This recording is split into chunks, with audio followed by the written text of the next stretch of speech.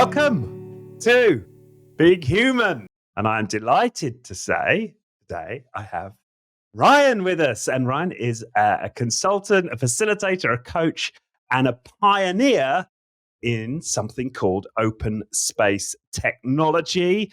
He also has a role on the board of the Open Space Institute in the US. So it is with great pleasure that I invite Rijon to the show. Welcome, Rijon.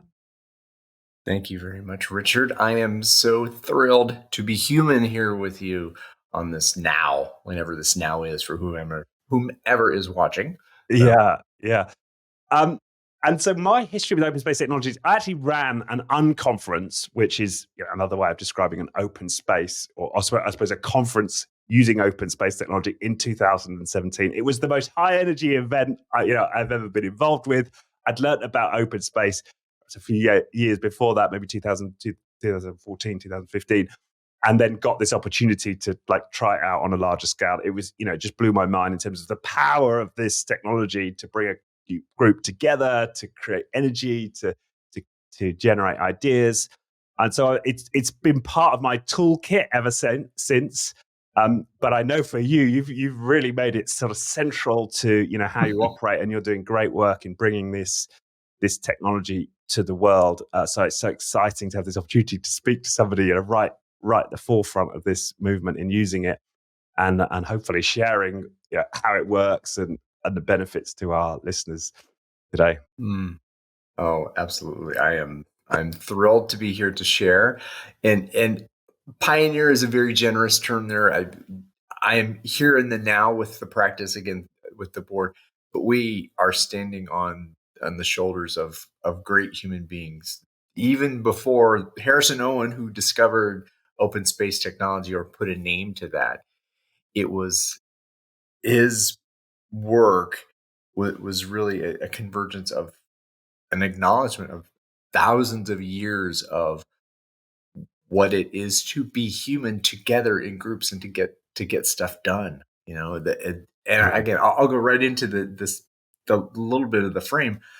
Really, at its core, open spaces is about sitting in a circle, putting up a bulletin board where all the issues of the day are going to be discussed, having a marketplace of ideas, deciding who's going to go where, what ideas move together, and where are we going to talk about this, and getting to work.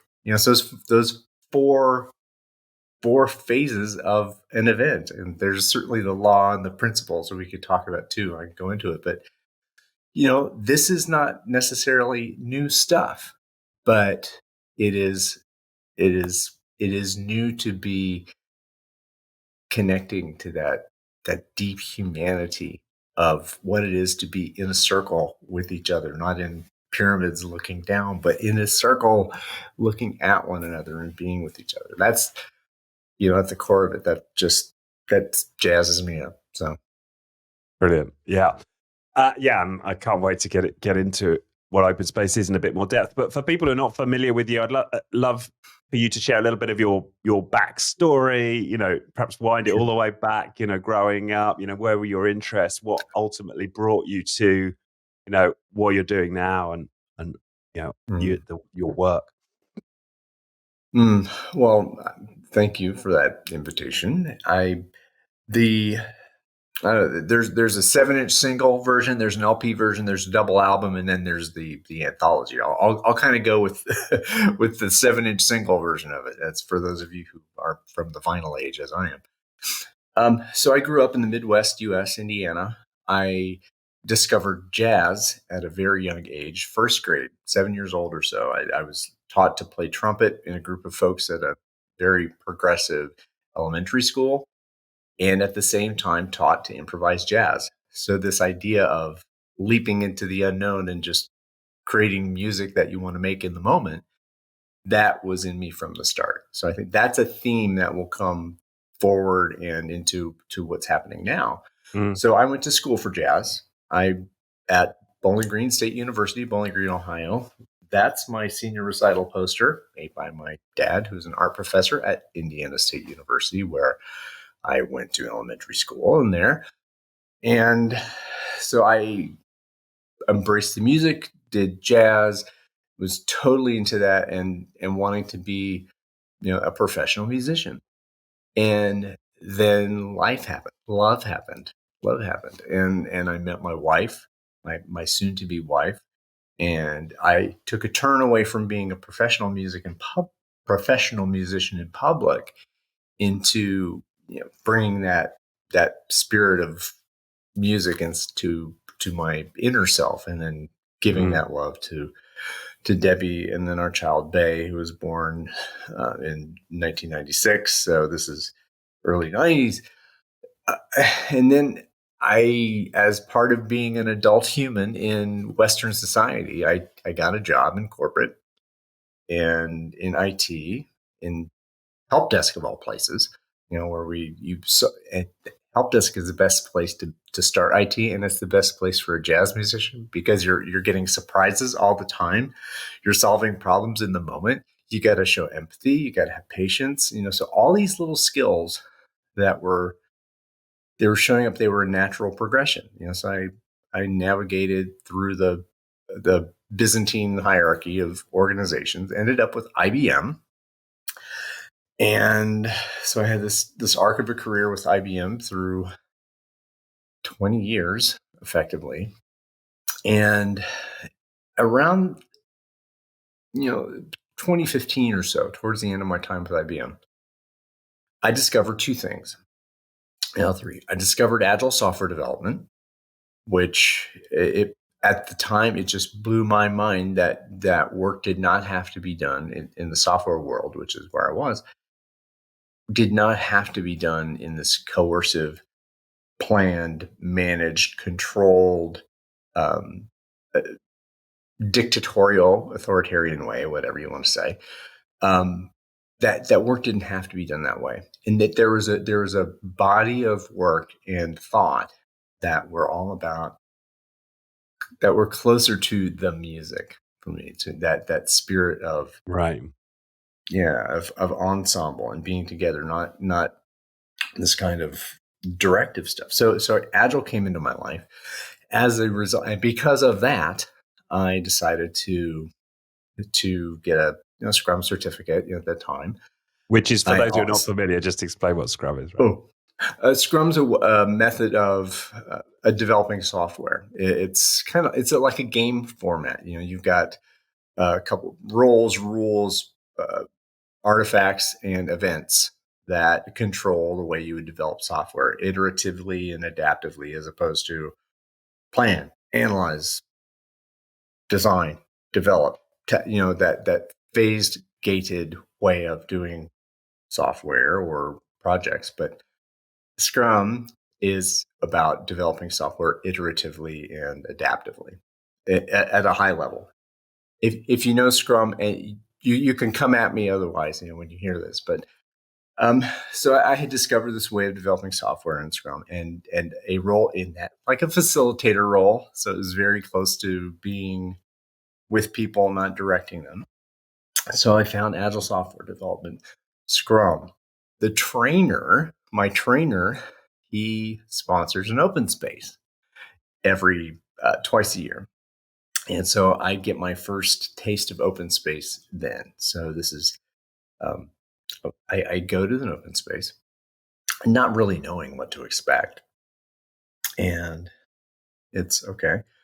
We're in this room with paper all over the wall. So these principles all over the wall, and they're talking about bumblebees and butterflies, and whatever happens is the only thing that could have happened. This kind of interesting. Okay, what is this? It was not like your standard cubicle farm that I was in corporate at the time. So I go into this room. We sit in a circle. Facilitator comes to the center of the circle and welcomes us after the sponsor welcomes. And he gives us a very, very light structure of what's going to happen in the day. So we open the circle at 9. Here's the facilitator comes in. Okay, here's the rules of the game. We're gonna sit in a circle, and we are going to put up a bulletin board. How are we going to do that? We're going to go to the circle, go to the center of the circle, pick up a piece of paper and a marker, so tell everyone what you're passionate for and responsible for, what you want to do, what you want to be in the room. Then you're going to go put that on the wall and you're going to go sit down. You're going to wait for whoever wants to do that next and next and next. And I'm like, wait, so you mean we don't have an agenda for this day? You know, how are we going to know what's going on and when? Well, this is this idea of self-organization, that the group is deciding what has passion and meaning for them. They're going to stand up for what they love and talk about. And I started to get it. And I was really excited. I was like, oh, I have to see this topic, that topic, the other topic. Oh, I want to talk about this. Great. And so after we go through the principles, and so the facilitator gives us the principles. Okay, so I'll start there too. So there are 5 principles, 1 law in open space technology. Okay, so this is the meeting I'm at here. Whoever comes is the right people. So when you call a session, whoever shows up to your session, those are the right people. If it's just you are the right people, just you. and that's cool. Whoever comes is the right people. Whatever happens is the only thing that could have happened. Could be massive conflict. Could be people just listening to you in silence. It could be you listening to yourself in silence, Whatever happens is the only thing that could have happened. Whenever it starts is the right time. So either you get in there, you want to start talking, blah, blah, blah, blah. You go. That's great. You wait for a while. Whoever comes, great. We'll start then. Whenever it starts at the right time. This loosening of the time constraint. Like, oh, you don't have to be at this meeting at this time exactly. You go. No. When it's over, it's over. So if you're done talking about what you were going to talk about, you got your passion out there in 10 minutes or something. Okay, we're done. It's not like you have to sit in a meeting or sit in a conference session and just blow off time. No. So whoever comes is the right people. Whatever happens is the only thing that could have happened. Whenever it starts is the right time. Whenever it's over, it's over. Wherever it happens is the right place. It could happen in the hallway, in the room. It could happen in anywhere on the site. If you are at an open space event, open space technology event, that's cool. Right? So those are the principles. And there's 1 law. Originally, it was called the law of 2 feet. It has come to be known as the law of mobility or the law of 2 clicks, however you want to say that to be inclusive about it. And what that means, the law of 2 feet originally was that if you feel that you are neither giving value or receiving value, it is your responsibility. The law, it is your responsibility to get up and go somewhere else where you are giving or receiving, where you are being an agent of value, And so this frame was it was liberating. It was this word that I love so much that came to. It was shared with me by a dear friend, Mariah Keela in Germany. She's open space, amazing person in this domain, and it's liberation of the human spirit. It is just this. Oh my God, I can do this, and it's okay. No one's gonna punish me for whatever I say here. That again, that's a very important part. And it's passion and responsibility coming together. If you're passionate about it and you want to take responsibility for it, this is the place to do it. There's also, if there isn't an issue that you're passionate about, don't have an open space. Don't do it. Because open space only works, really, as again, from the practice, only works when you have a real issue that people are passionate about. A real issue that has a deadline of yesterday, has massive potential for conflict, a wide diversity of opinions, a high degree of complexity. If you don't have all of those things, why have an open space? Why create that space for people to self-organize? If there's no passion, no one's going to go to the center of the circle. People are going to be afraid, and there's no energy there. But I'm curious to hear what your experience was, Richard, about why that was so energizing for you in the unconference. Because it's, I mean, and I just have to sometimes just keep myself held down because I'm so excited about being in that place where there's freedom. You know? Yeah. It's interesting. So there's those 5 principles. It sounds like there's another principle, something like, and there's a compelling purpose to have the open space or something like that, right? Well, yeah, there's there are preconditions, you know, Okay. and that's an interesting thing. Open space technology, you would be doing it a disservice if all you did was just, hey, we're going to hold a big meeting about something, and here you go wherever you want, whenever you want, and it could be just flaccid, you know. Just, but if there's some specific examples from the early days of the practice back in 1996, for example. This is one of the classic examples that Harrison Owen, who discovered this practice, did, is that in 1996, AT&T got the bid to create the Olympic Pavilion in Atlanta. Right. And they had a specific place. They had taken months and months and months to plan for this pavilion to be built in one area of the site, which I forget the name of the site, and maybe then, so they'd been planning for like 10 months and they had this plan all together and to put it in one site.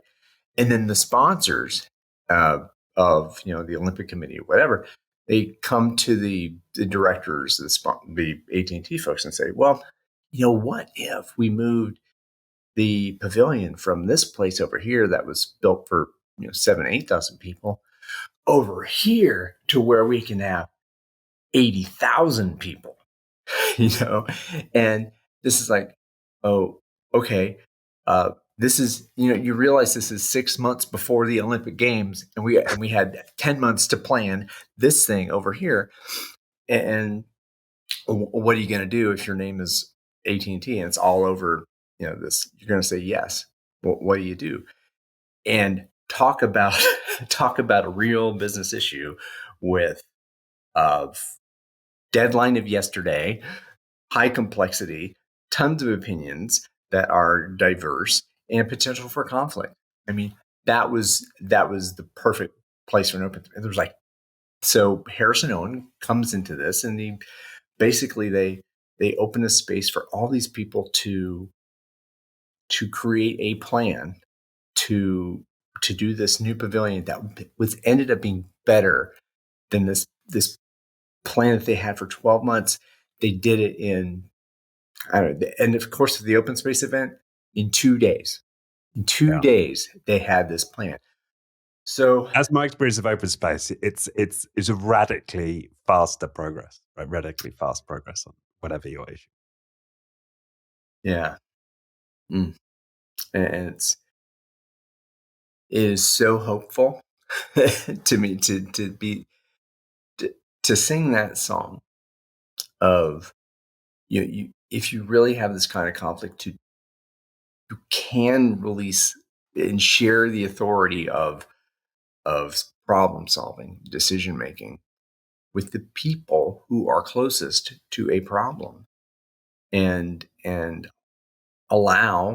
authorize those people to have the freedom and freedom from punishment for saying something orthogonal to the organizational goal or whatever, in the pursuit of solving a problem. Because the people who are in the project, in the work, have the knowledge, and if you unlock that, I mean, we hear so much from whether thought leadership or here and there on LinkedIn, or that, the people closest to the problem have the knowledge. And then, then what's the problem with relaxing some control and showing trust, not just talking about trust, but in an open space, you, as a sponsor, leader, manager, executive,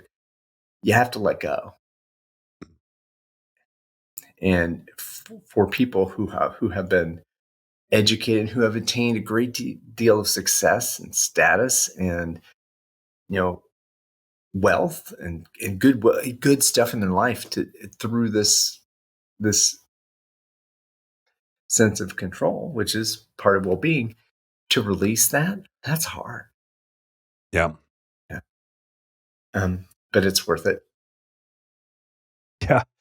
Yeah. So for people just trying to get their head around how this works, whether you use the Atlanta example or your first experience of open space, as you said, with your mentor in Scrum, like just how does it play out? Like, so you've talked about the principles, you've talked about this law, just like step people through how a session plays out. So at the tactics of it, again, it's very simple. You have, let's say you could do it in one large room, maybe a gymnasium if you wanted, the setup is you have a large group of concentric circles. One circle would be best, just to have everyone at the same level, eye level. So you have the room, the concentric circles. You have on one of the walls, you would have what's called a bulletin board. Some people just call that the marketplace. That's where you have. Some people have a grid where you say, oh, we're going to have 3-4 sessions today at, 9, 12, 2, whatever, however many hours, 9, 10, 11, 12. And we have 4 rooms. Okay, so that's the marketplace. And then you got the circle. You got the bulletin board over on one wall. Everyone's sitting around a circle. The sponsor comes in, says, here's why we're here. Here's the challenge we're facing. Here's the story we want to write today. This is in the morning circle, the opening. Facilitator comes in and says, here are the principles. Here's the law. Here's how to come to the center of the circle and pick up a piece of paper, write something on it, state your topic, go put it on the wall over there, and sit back down. And let that repeat for as long as it needs to repeat with people who are sitting at the circle who care about something and want to take responsibility for it. They would walk to the center of the circle and write it down, pick up a mic, usually if it's a big room, and say what that is. And again, that repeats until you got a whole bunch of stuff on the wall that, there's a lot of interesting things there. And then the facilitator at the end of that process of the opening says, well, okay, the authority is now yours. And you are invited to go to the wall, to the marketplace, to combine sessions, to decide where you're going to go. And then it flows from there. And there's usually, from my experience of it, there's usually like a facilitator or a leader of each of those sessions, right? That's absolutely. That's the thing. So good point. So when you are it's called being a convener, right? So everyone's a participant, and the conveners, you're going to the center of the circle. There's something to be said about this. It's oftentimes in open space. I'm curious to hear again about your experience. Sometimes you'll sit there for a minute,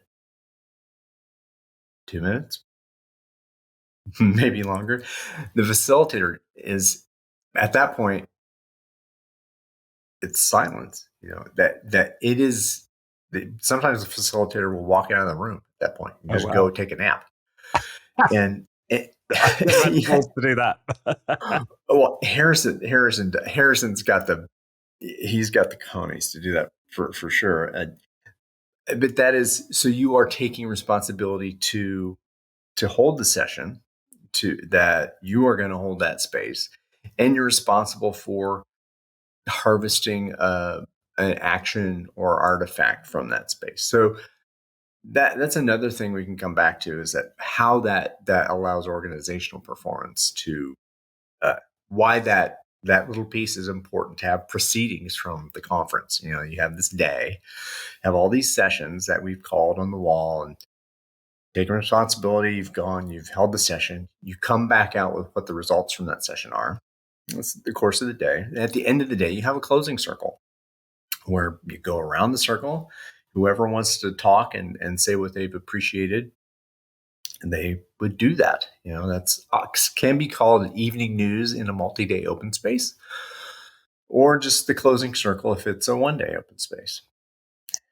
And then at the end of the day, what you end up with is a set of proceedings immediately at the conference. So you have all of the sessions. If the folks who have taken responsibility for what they wish to accomplish and what they have passion for, they'll have plans, they'll have intents, they'll have real stuff that they can do the real work with at the end of the day, after the day. So at its core, that's what it's about. There's some the rules. There are rules. So in a game, any good game, you got a goal, you got rules, you got a way of tracking progress, and you got invitation, opt-in, participation. So this is game theoretics of it. And the roles are, you got your sponsor who's created the space, who's paid for the room, who's, you know, executive, whatever, everyone that respects the authority of the sponsor. Then you got the facilitator who gets passed the torch of responsibility to create the conditions. Here are the rules of the game, says the facilitator. And then you have all the participants that, okay, now participants, it's up to you, that authority passing to everyone there. And the participant roles, there are a couple roles that I think are interesting that if you go to an open space, you'll hear about butterflies and bumblebees. Okay, so what that means is that if you are a participant, you're not required to do anything.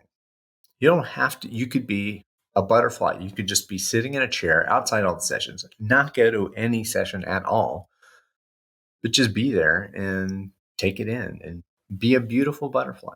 You know, and that's kind of where that comes from.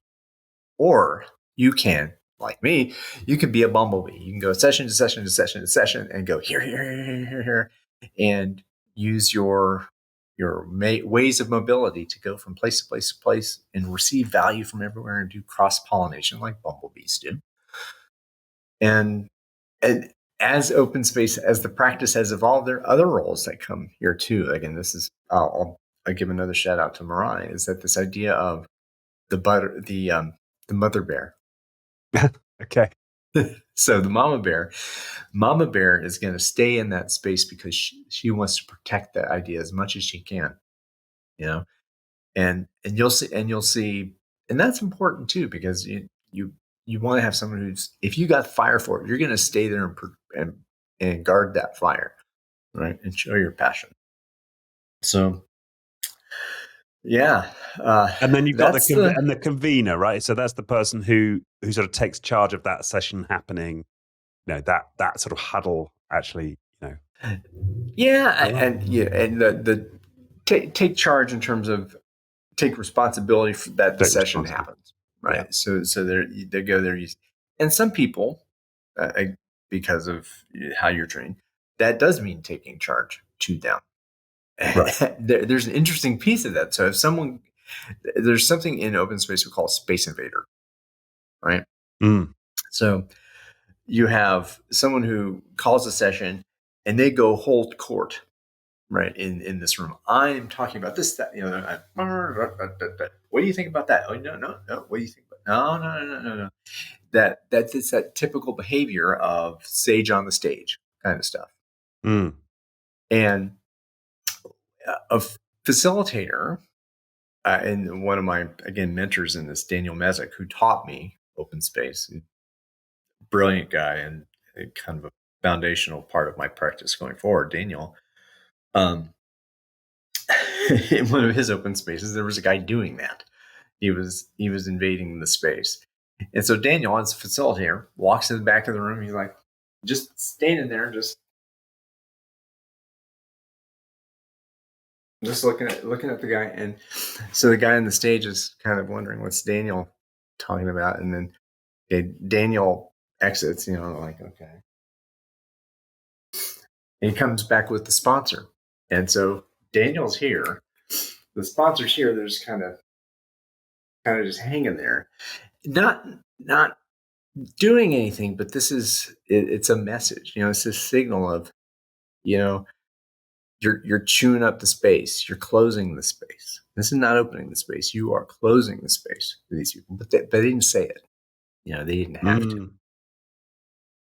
And that's that dance of how do you use your authority ethically and responsibly to make sure that, to ensure, I guess, however you can, that everyone who is there, who cared to show up to that session and who are passionate about that topic and wanted to be there, they have a voice.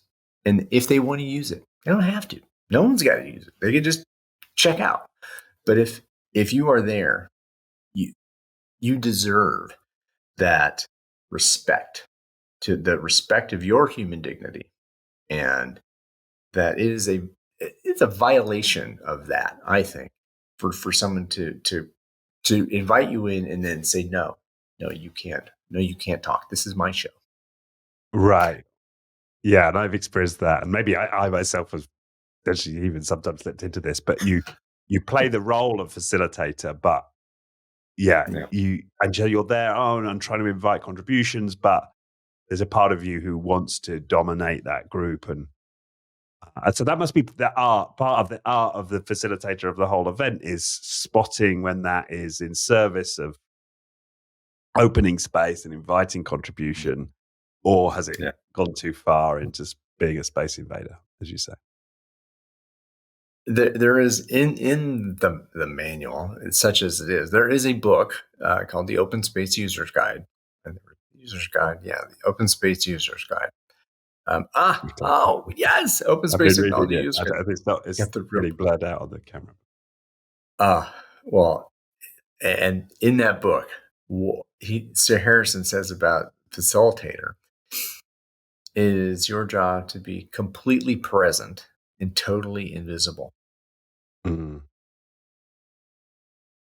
And so in my first facilitation event, so I took this thing to the nth degree.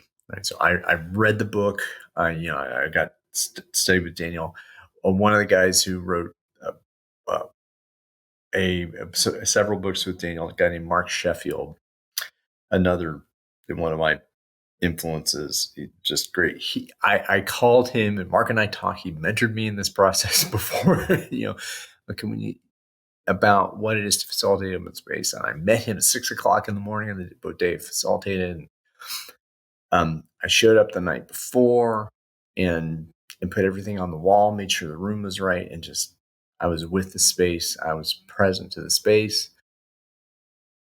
And then the next day I show up and I walk around the building, and then 5 minutes before the opening, I show up, 5 minutes before the opening, after walking around the building, go in and do the opening. And at the point where the marketplace is going to be created, I kind of step out, and then I go walk around the building again for another half hour, 45 minutes, maybe, just take in the air of the place, and to trust that whatever happens is the only thing that could have happened, and then people will take responsibility for what they love. And so that was a totally head turning experience as a facilitator, because typically, as a facilitator, what am I supposed to do? I'm supposed to care for this interaction and make sure it's easy for folks. And there's some methods of facilitation that is beautifully handled. I mean, that's not to knock on that kind of facilitation, because it is what is needed. But in an open space event, if let's say you have 800, 1,000, 2,000 people in an event like this, because open space can scale nearly infinitely. Yeah, I think I did one for 200 as my max. Or I was played a role in a 200 person event. Yeah. Yeah. So you can't be, an orchestra conductor for that kind of thing. Yeah. You can't be. Yeah. So being completely present, totally invisible. That's your role. It is the rules of the game, and I trust you to play it. And you took that literally. Oh, I took that literally. Yes, and yeah. So I did not intervene once during the day. And also in the book, if you'll notice, it says go around picking up coffee cups. I literally did that. Right. I went around picking coffee cups from the rooms, and and yeah. So my first two experiences in open space, one as a participant, just get my mind blown, and my first session was kind of out there, and so you go to an open space. I called my session about vulnerability. I went to the room and I laid on the floor, silent. And then I waited for people to come. And one person came, they looked at me like, oh my God, what are you doing? Two people came looking at me at the floor, and I'm just hanging there. Like, and then eventually I say, well, how do you think I feel right now? With all you staring at me. And how do you feel? How uncomfortable is that? Let's let's explore that. That's what it feels like to be vulnerable and to be with vulnerability. And it was such a wonderful conversation that happened after that. So that was my entry into like, oh, okay, I love this. It's the freedom to be creative. And then I had that magical experience at 6 months later in the facilitator. It was like, it was over for me. I fell in love. And imagine I'm the hard-headed executive, and I'm like, Ryan, yeah, this just sounds like a load of group therapy. And if we're going to have a meeting on this issue that I want, us to talk about, there is A, B, and C I want to have, I want us to talk about. And there's a risk with your plan here that we just don't get to talk about it. And I'm not comfortable with that. What's your response to the skeptics, who take that approach or that position?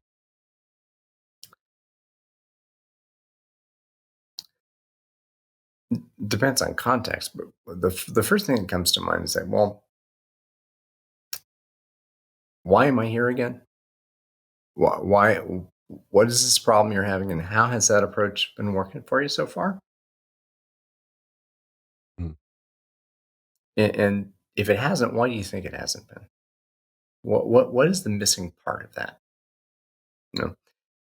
And how do you what do you think would be the most ideal way to trust the people you care for, and that who have entrusted you with the care of their career and their working life? Wouldn't imagine if you invited them to share what they care about without fear of sanction, and that you show them that you trust them, to say sometimes uncomfortable things in the pursuit of what really is going on. Maybe in your mind, in the one person who sees the world in this way, A, B, and C need to happen in order for D to happen, so that C can happen, so D can happen, so blah, blah, blah, blah, blah. But you're one person, right? Do you know everything? Can you say for sure that you can predict the future based on that ABC? I don't think you can. I know you can't. So how do you get to that sense of I wouldn't say hubris, but how do you get to that sense of trust that the people you are with and you care for and who care for you and trust you, that you share that trust? And what better way than to show them, and that it's okay. It's okay. And I'm with you. I am with you through this. And you create that. It's like being human, right? Yeah. You create that human relationship, and that's what is so missing. That the again, one of the people who I just came into contact recently, it's moving from protection to connection. A guy named Zell Nelson, Maureen McCarthy, who have this practice that they live open space, and Right. so that's living in open space. Be a fantastic guest, by the way. Say his name again, or her name. What was it? Zell Nelson, Zell Nelson. Zelle Nelson. Is that is Zell male or female? Zell is male, and his wife Maureen, partnership. That there's a story around how they came to converge together. Like beautiful. That this idea of collaborative awareness, in that there's a sense of I'm protecting something here. So what do we need more protection in this world? I think, and this is just me, maybe call me a weirdo, call me a lotus eater or whatever. We need more connection. Right. And this unconditional respect for the human dignity of the other, of all of us. And that's the only way we're going to move forward as as carbon, hydrogen, and oxygen configured in this mystical way that it has been configured. So what would I say to the exec? How's that been working for you? Can you predict the future? And do you trust your people? Yeah.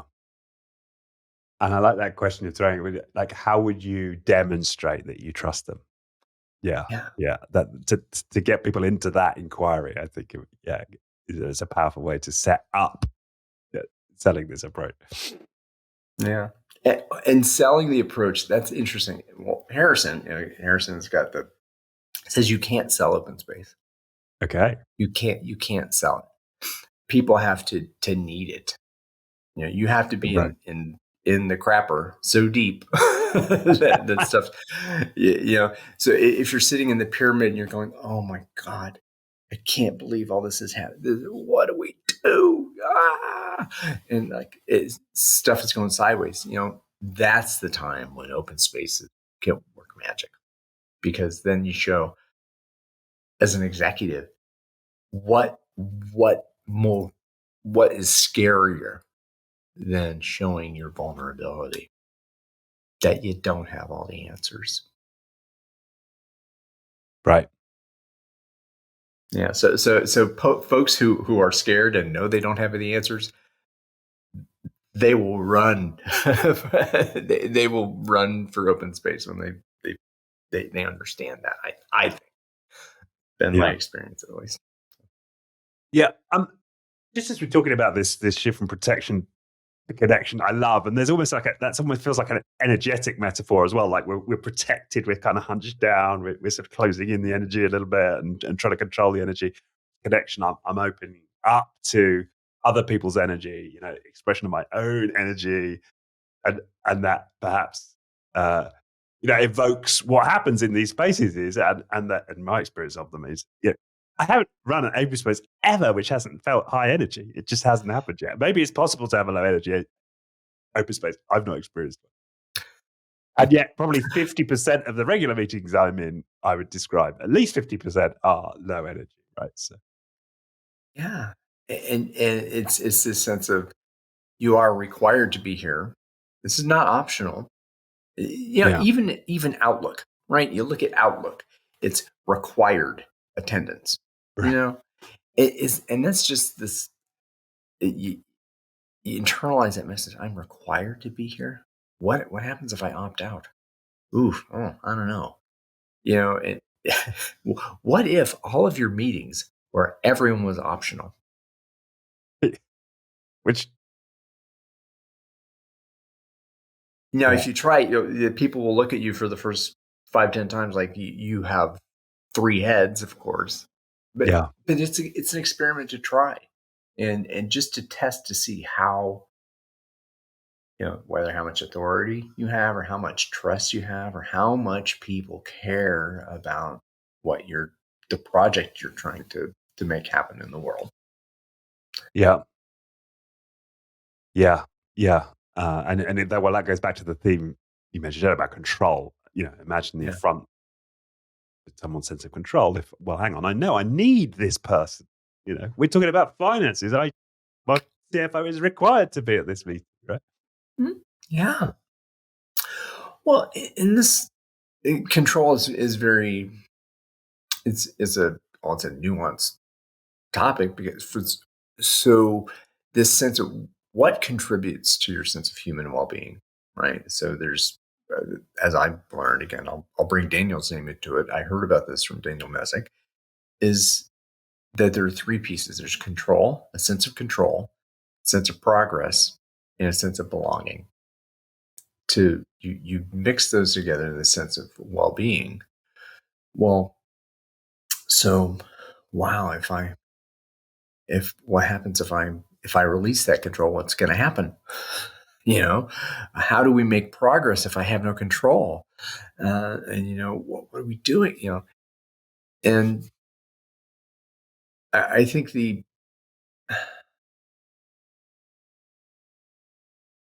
this part of this comes in again, why am I interested in open space, and it's also why I kind of connected to the Beta Codex in this way, is that there is a sense of self-organizing teams and autonomy and all this kind of stuff that gets blah blah blah blah blah and talked about, and but and the criticism I have seen, I'm sure you've seen it too, is that, well, it's just people going around doing whatever they want and calling it self-organization, right? It's just an excuse not to do work, and if you don't take it seriously, that's true. I think, and that's maybe some people do, and there's psychology around what you believe about human nature. But if you think about it, really, if you take responsibility and you show self-control and care for a small group of people, like again, this in Beta Codex, these are what we call these small cells. Just what is Beta Codex for people who are not familiar with Beta? Oh my gosh, how much time do we have? So it's a set of 12 principles that enable a decentralized organization, an organization that is, instead of being command and control silos and dictated in terms of its steering, instead of steered from the top, it's an organization that's steered from the outside. It's, instead of pyramidal, it's spherical, where you have this compliance authority in the middle, like, oh, we have to have financial compliance with our legal, in our whatever nation state kind of law. So there's a compliance need, and then there's a market need, right? So this is a flipping in the organization. That's what the Beta Codex allows. And the self-organization is a huge part of that. It's the first principle. It's about connectedness with purpose and being in close consequence and harmony with each other in small teams that take responsibility and show self-control. This is where the control comes in. If you have control and respect, we control together. Right. We don't need, if that control is like so far away and trying to control, I'm trying to like this line, imagine this line, like trying to leash you, but how much more strength is there in a bond together, small groups bonded together and the groups bonded together. That's the physics of strength. Right. So that again, that leads into another topic, but control. Self-organization can be so much more controlled and unleashing possibility than top-down control. So yeah, because it reminds me of that phrase, autonomy without accountability is just a vacation. Right. But if you've got autonomy and self-accountability, then you're not in a vocation. You've actually got a high degree of control, and that manifold, as you say, the physics of that across an entire structure is going to be a highly controlled well-regulated organization. Yeah, self-regulation. I mean, this is a principle of, I think, permaculture, right? Right. It's a universal agricultural principle that self-regulation. And yeah, and open space is just the ideal way of, if you would. This is part of I think what really gets me excited too about, well, a criticism of open space is like, oh, this feels fantastic in the day. We have this wonderful day and there's such energy, and then it dissipates for many people. All right, what really happened? Do anything actually happen because of this excitement? And again, I don't know about your experience there, but I some of these open spaces that I've been in, they don't really have a compelling enough theme to take artifacts forward and proceedings to say, we're going to do this, that, and the other. But there are ways, open space agility is one. Say, if you wanted to bring agile practices to a place, to do an invitation cycle where you prepare the sponsors and have that conversation like we were talking about how do you learn to suspend your disbelief and open the space for creative storytelling in a group fashion. So you have a 45 days of this tilling of the soil, and we're going to do agile. Agile means this. Kanban means this. All these methods, these are what these methods mean, or these are the principles of the Beta Codex, or what have you. And you till the soil, you have an open space, a day where people, it's like, oh, I love this. So this is how we're going to do work in this way. And then you have a period of experimentation, where the proceedings from that day are used as a basis for experimentation over 60, 90 days. Then you come back to open space at the end for 2 days, and you say, here's what happened. Here was the trajectory we're on now, or here's what worked, here's what didn't, here's how we might change going forward. And then you have a day 2 where that you bring that into a second set of proceedings that go on. The coaches check out for 30 days after to allow a burn-in of that cycle. The invitation, open space, experimentation, open space, burn-in. And then and you have this rhythm, this organizational rhythm where it's like breath. And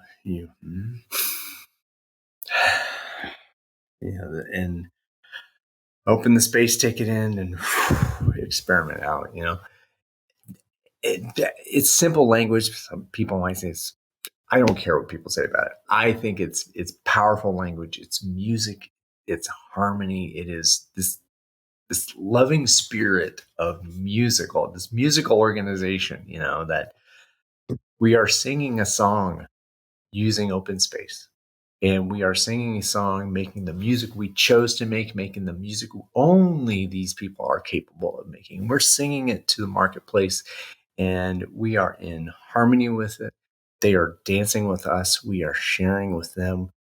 And it is transcendent beauty. There's no better work to be doing, as far as I'm concerned. That's why I'm so excited about it. That's why I love it so much. Yeah. But I think tilling the soil is a powerful metaphor there, because yes, my experience of it not going so well with open space is you generate a ton of great ideas. People are in the session find the strength to become self-accountable and saying, right, I'm going to take this on. I'm going to go do this in my work. This is what I'm going to take forward. And then you check in with them a couple of weeks. Said, oh well, my boss said I need to focus on this. I quite get the time, and it's kind of not happened. And the soil, the receiving organization wasn't really ready to receive the gifts of that open space, and people couldn't take that self accountability that they'd found for themselves in the session into their daily work life. The structures weren't there to see it through. Yeah, and it's like if you tilled the soil, you really cared for it. You had this great plot of land that and then you planted these wonderful seeds on that open space. You get water and sun, and then the first day of gardening, it's great. And the second day, the farmer comes in, grow seed, grow now. And I'm not going to give you any, the water. No. Water's being used over there, right? Yeah. Sun, no, you don't get sun. It's we're there. So grow. You're not going to grow. I'm going to pick you up out of the ground and throw you away. That's not how farming works. How would you think that living human beings would behave when they have that life spirit taken from them? And it's crushed out. When we take air away from human beings, right, we die. You can't breathe. You can't live without breathing for very long. And that's when you close the space, you're choking out the breath of the organization. You want that to breathe.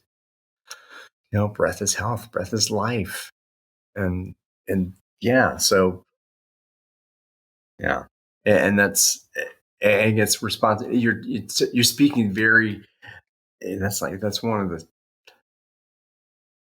and it's a pain with open space, right? It's oh my gosh, did the sponsor really care? Did they really trust you? Did they really trust you enough to do this? Because again, if they come back and say, well, no, you can't do what you said you were. I gave you permission to do this, but you can't do it.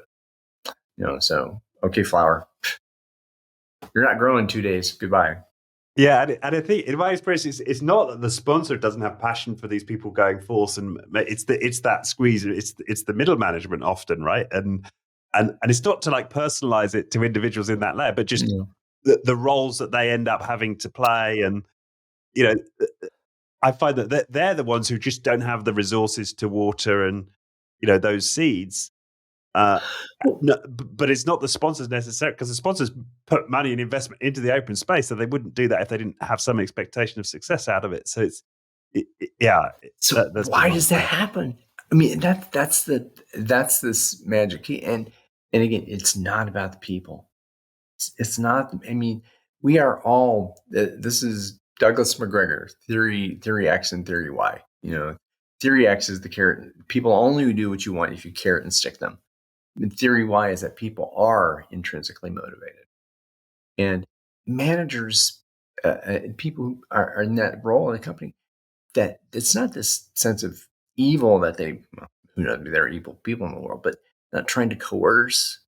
But why do you think that happens? Because they're getting some stress, right? There's fear. And what are you afraid of? Your fear of losing status, your fear of losing affiliation. These are the core things. I'm like, oh my gosh, I'm going to get ridiculed if I don't produce what this person says I need to produce. I'm going to get ridiculed. I'm going to lose status. I'm going to be disaffiliated. I will no longer have a sense of belonging. I will be halted in my progress, and I will have my control taken away. No well-being, right? So why would I not be afraid of that? So people aren't afraid of change. Change is not hard. I mean, and what's hard is driving out the fear, and that's this mystical thing, So if and why do the people in the messy middle, why are they afraid? Probably because the people higher up are afraid. Yeah, and there's fear from the board to the CEO all the way down.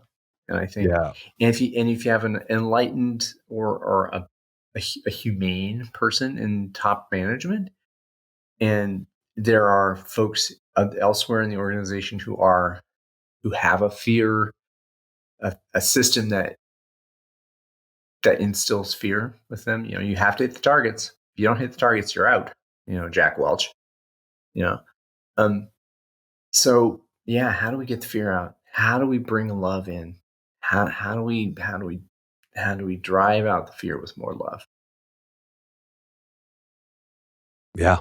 Oh, that's a great. That's the central question of this whole podcast. I mean, pretty much every episode of this podcast is kind of asking that question. Yeah. Yeah.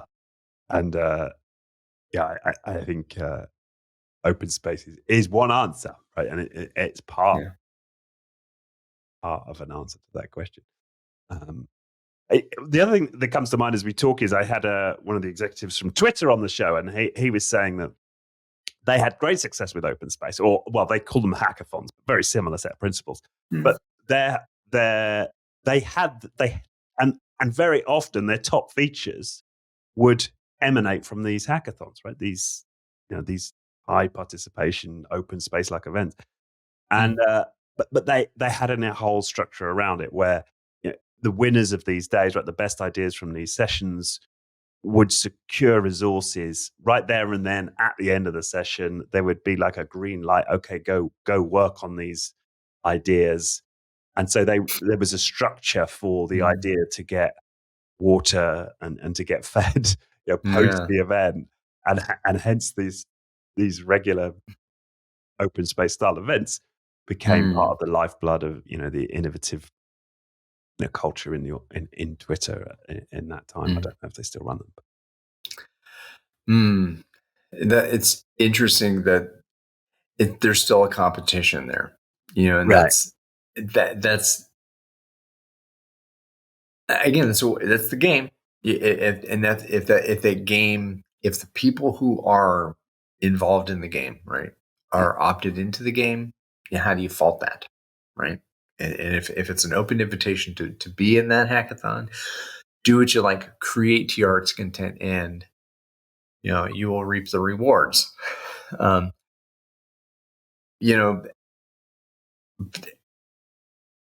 am I to say? That's wrong? If it produces a value for people who care, I think there's another discussion about extrinsic rewards and receiving. Give me some reward, please. Give me some reward. I want reward. But no, I mean, humans are funny. Humans are delicate, beautiful, wonderful, mysterious creatures. And each one of us has the light of the stars of the universe in our eyes, and that's, and as long as we show respect for that mystery and that dignity, hey man, we'll be an ensemble together, in this. We are all in this together. Yeah. And I can see how you might have a position on that, right? Where it's still, okay, it's great. You've unleashed a lot of energy. You've gone to the people closest to the problems to get the answers, and you've bubbled up all these ideas. Yeah. And I could see how then making it a competition, and you explain to me then why is having a competitive element antithetical to some of the things you're talking about? Well, is there competition in music? Right, some kinds, I guess. I mean, I think there's a difference between internal competition, individual competition, right, and the sense of individual competition, ranking, and individual rewards and individual performance, because really individual performance doesn't exist. Really, that performance really only happens in a team, in a group. So to reward performance individually is in itself disrespectful of all the people in the system who are involved. So are you talking about only in work, right? Because I mean, a running race is an let's a sporting is different, right? So there's but are you competing? Well, do the best teams, they have internal competition within their team, or they're competing against one another as teams? And I mean, the sporting metaphor is very interesting, obviously, but any sport you're talking about, if it is, you're opting in, right? You got a goal, you got rules and roles, you got a way of keeping score, and you got opt-in participation, right? Those are good games. And that creates engagement with the game, And the idea of the incentive to incentivize a financial incentive, I think you've read the literature as much as I have about how much financial incentive it actually degrades performance. Yeah, but I think if I go to an abstract, right, the competitive element. Well, what matters? How are we competing in the market, right? Are we as a whole on are we competing well in the market? Are we achieving market success for the people we care about? Well, because if we are individually competing against one another for status within this, I want to raise to this level so I can control other people, so that that all gets in the way of competing out there, right? So, but that doesn't mean that people don't have conflict. That doesn't mean that there isn't some kind of authority dynamic happening in any organization. But I think that what rankles me a little bit is the individual competitiveness, and that is a sense of othering. That is, I'm better than you. I win, you lose, and that's, man. I don't know what your favorite musical artist is or anything. So, who's your favorite musical artist? Do you have one? Great question.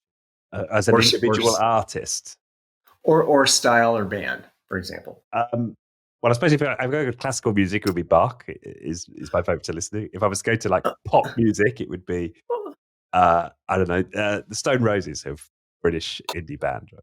Oh, the sort of 80s. Damn it, I don't know who they are, but okay. So I'll go with Bach, right? So is there, if you have, well, again, if it's a organ piece, so it's in a piece of group work, right? In a Brandenburg concertos, for example, is there competition among the players in the orchestra? Right. I mean, maybe a sense of mastery in each section, right? So you have someone who plays the best because they practice the most, and if they're a decent human being, they give respect to the folks who aren't else in the section, because this section, we are performing as a section, the first violin part, and we as first violins are performing in concert in harmony with the second violins and with the cellos and with the violas, and that competition, that's outside of the performance. So the performance is happening with this. We are making the art. And by making the art, we are creating the joy. The people love the art and this stuff. So the competitive element, in my way of wanting to advocate for it, the competition can happen in the market. That's where that value creation dynamic is. But keep that out of the internal individual pieces of the organization. There's a lot of work. Alfie Kohn is kind of the I forget the name of the paper, but it totally tears down the idea of individual rewards, right? And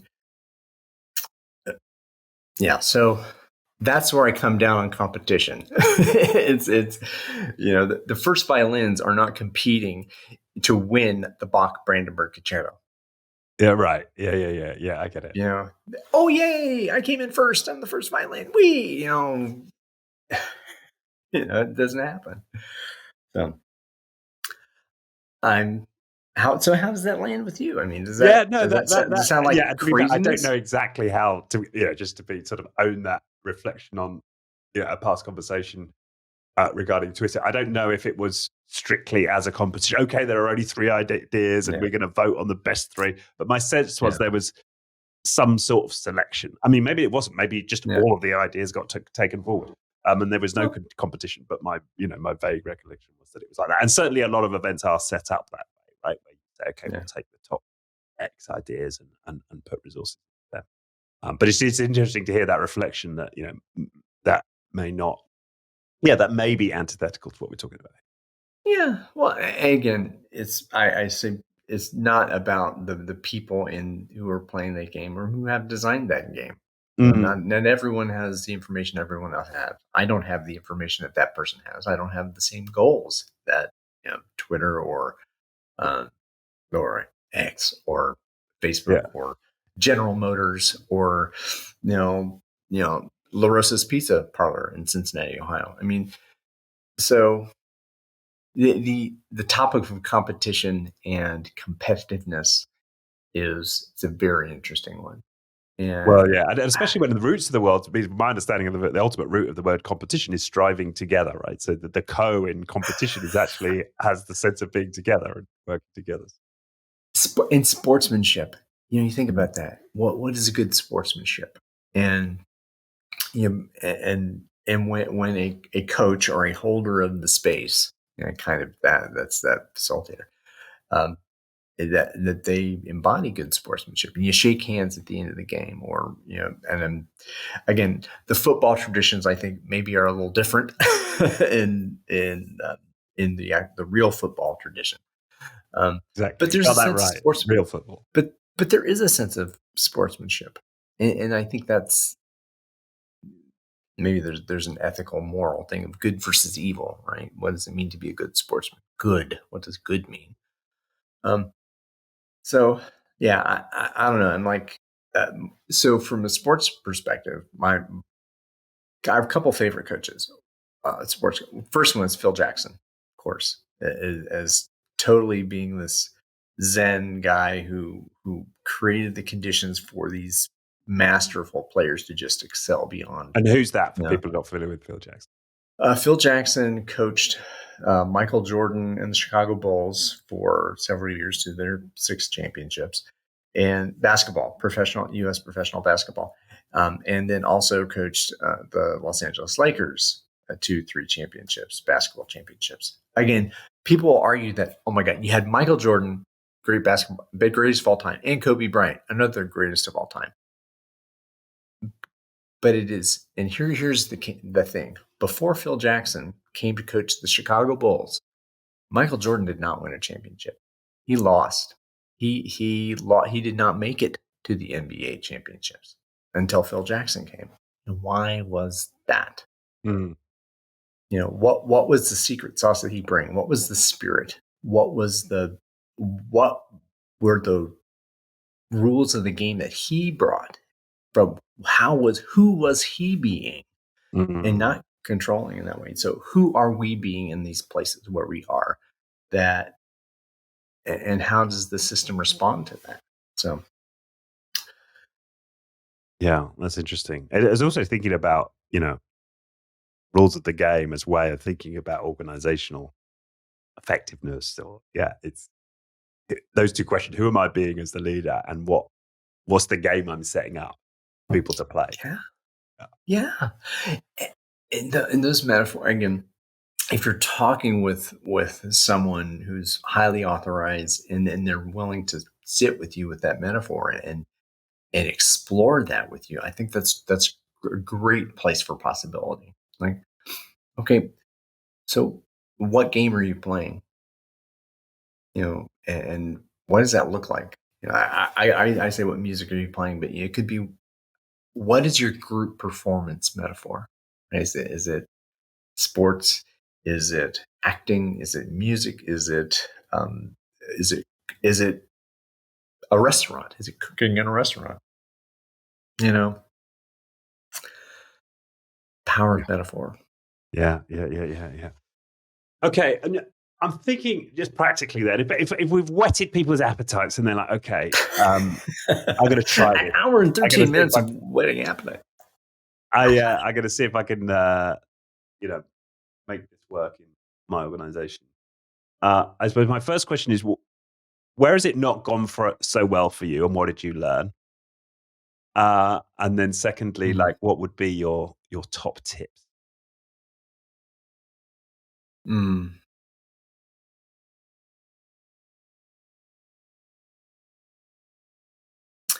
When did it not go well? I think for me, when I took it too seriously as a facilitator, and in an event, I'm thinking, oh, it was almost like I prepared too much.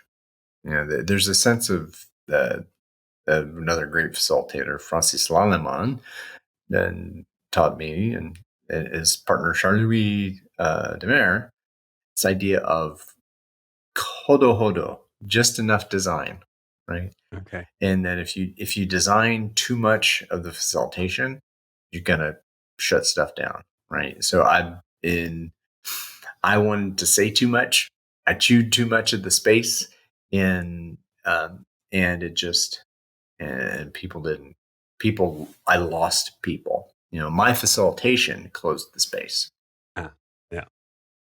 And I know it's kind of woo woo to talk about closing and opening space, but when that it shut down the capacity for dialogue, for creativity to happen. And it was just, oh God, what's he talking about? What this guy's blah blah blah for 20-25 minutes about I don't know what. I can imagine that thinking. And then the marketplace didn't get filled, the bulletin board was empty, and the sessions were flaccid. They weren't, and nothing was produced. So, and I took it pretty hard. I got some support afterwards, some guidance, but so that ends up as when it didn't go well, is if you're trying to exert too much control in the process. I would say that the tips for success.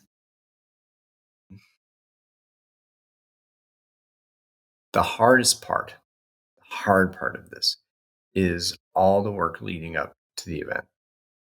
And then not just the preparation for the logistics of the event, but it is really having the heart and spirit of the sponsor. And that having a relationship, this kind of trusted advisor stance that you take, as if you are going to be brought in to facilitate and help guide an organization through an open space cycle, open space agility or open space beta, or whatever, that it is so important to have a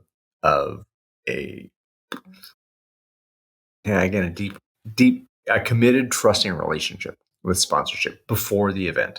Because if you go in and there's any disturbance in the force, it's gonna shatter.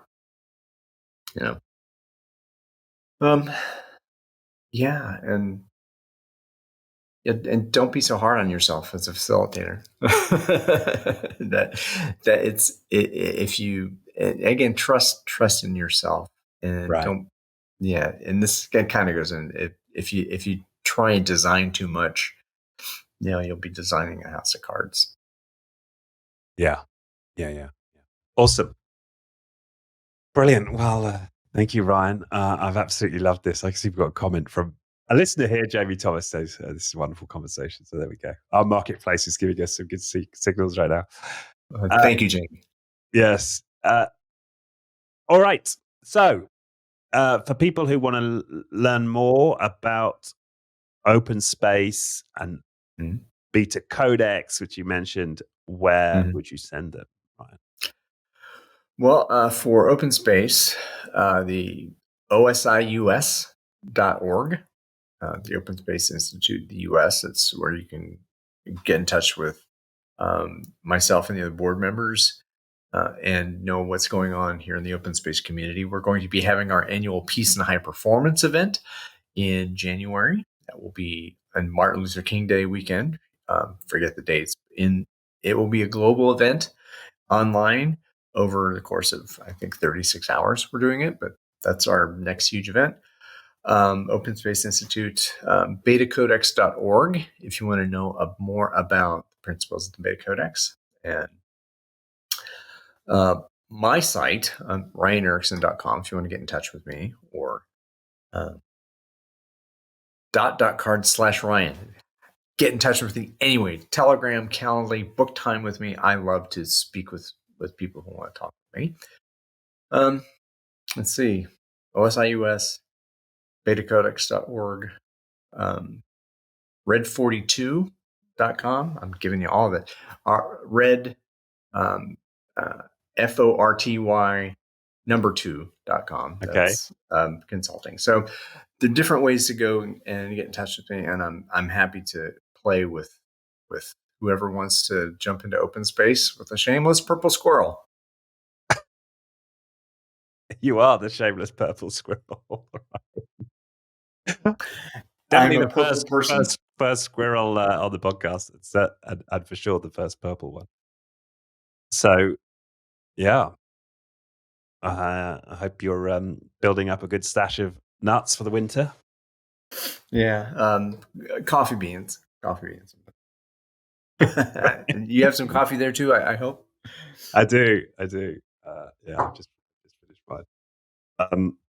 Brilliant. Well, I'll let you go and do some burying of high calorie snacks. Oh no, well that would all have been done, right? I guess when did people stop doing their burying and when did they start digging? I'm not sure. Oh, I only know the anthropomorphic squirrel. That me, I only know my own habits.